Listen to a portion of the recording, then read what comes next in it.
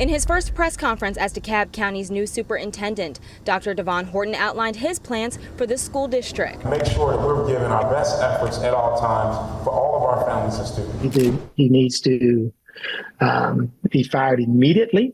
I would not wait for him to terminate himself. The leader of DeKalb County schools has just been put on leave after a federal indictment more than 700 miles away. Superintendent Dr. Devon Horton is facing multiple charges in Illinois. The indictment involves contracts awarded and kickbacks that Horton allegedly received. DeKalb State Senator Emanuel Jones says he should be out of a job. We have a bad apple in here that never, ever should have infiltrated the school system. There were things going on in Evanston that weren't in order. And so we ignored those things. At least the board didn't. I didn't ignore it. I knew and I saw those things happening. We have another terrible superintendent. So imagine running a school district so powerful that you can write your own checks. That's what Georgia Superintendent Devon Horton allegedly did until the feds showed up and asked, we're going to need to see some of the receipts. Yeah, I was reading through those pages. It is a long indictment with 17 counts, and it doesn't just list Dr. Devon Horton in these allegations. It also lists 3 other people that they say were his friends, and they also owned their own businesses. What the indictment is saying is that Horton, quote, knowingly devised, intended to devise, and participated in a scheme to defraud District 65 of money and property. 17 federal charges, kickbacks, fake contracts, a whole scam dressed up in school colors. Just like that other superintendent we talked about on this channel, Dr. Ian Roberts. Different city, same playbook. Now this guy is a citizen, but these people out here robbing public schools, and the taxpayers are the one that is footing the bill. Let's get into it. So here's how it all went down. This comes straight from the federal indictment, 17 counts, all laid out in black and white, charging Horton with wire fraud, theft from a federal funding program, and tax evasion. Before Georgia, Horton ran the Everson-Skokie District 65 up in Illinois. That's where prosecutors say he cooked up a scheme with 3 friends. Antonio Ross, Samuel Ross, and Alfonso Lewis. They didn't just break the rules, they built an entire business plan around breaking them. They set up shell companies with names that sound like off-brand consulting firms, connecting the dots, asset protection, and New Flight 35. Each one landed professional services contract with the district. Contract Horton himself approved. In total, they billed more than $300,000 for work that was fake, inflated, or never happened. The play was pretty slick. Step 1, Horton used his position to award those contracts. Step 2, his friends' companies send invoices for training and consulting. Step 3, the district pays those companies. Real money, taxpayer money. And step 4, the companies kicked a chunk right back to Horton through a middleman listed in an indictment as Individual A. That's your classic kickback loop.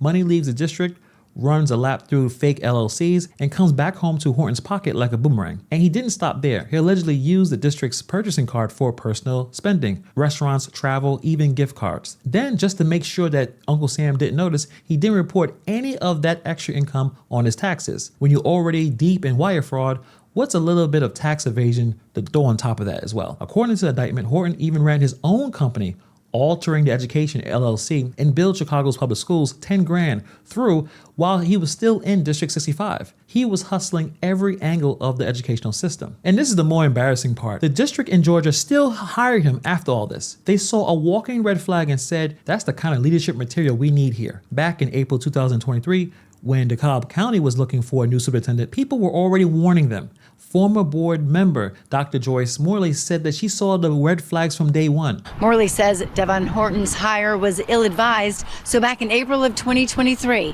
Morley was the sole dissenting voice on the school board in the 6-1 vote to hire Horton.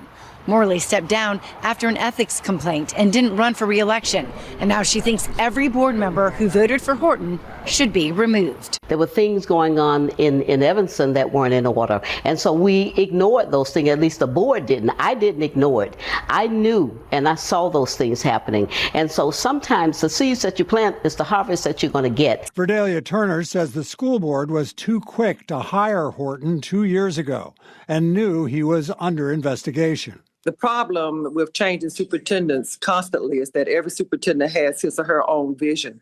There is no stability in the school district.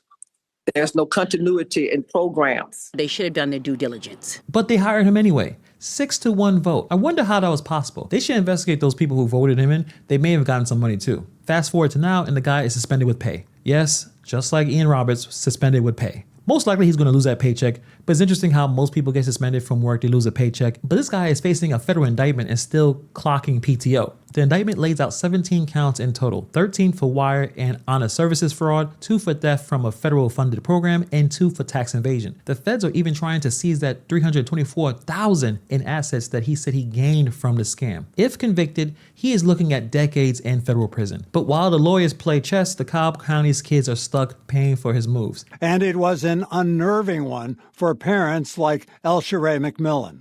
And unfortunately, we don't have a superintendent currently at the moment. So hopefully the problem, this doesn't happen again. Very shocked. I hope it gets resolved, and I hope we can do better with our leadership.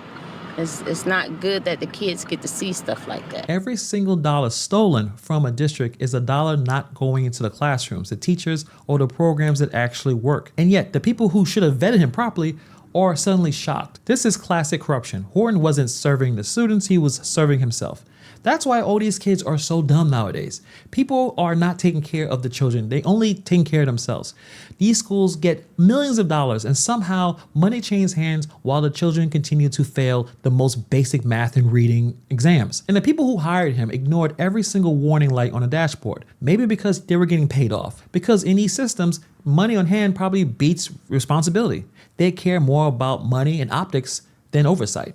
Meanwhile, these superintendents keep cycling through scandals, keep stealing money. It's a new face, same fraud, new speech about accountability, but it's the same missing money. Horton is one of a half dozen superintendents and interim superintendents DeKalb County has hired over the last dozen years. They're changing superintendents almost like they're changing shoes. So yeah, Devon Horton allegedly turned public education into his private enterprise, and somewhere out there is another superintendent probably thinking, well, I think he just got caught too early. Maybe he slipped up a little bit. These type of crimes are going to continue to happen until real oversight happens. Until then, these kind of scammers will continue to defraud the system. But I do agree with the ex-school board member. They need to remove every single one of those people. They're too incompetent to run a school district. And also, I think they need to be investigated as well. It's possible that they received some sort of kickback to bring this guy in. Despite all the red flags, they still decided to hire him. Why did he get a chance when there probably were dozens of candidates to get the job? Did money exchange hands?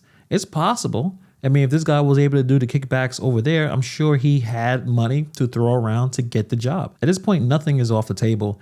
They need to investigate those people too. I'm wondering if the feds are looking into what he did after he got this job. It's possible he was doing some things wrong over here too. Let me know what you guys think about this story in the comments below.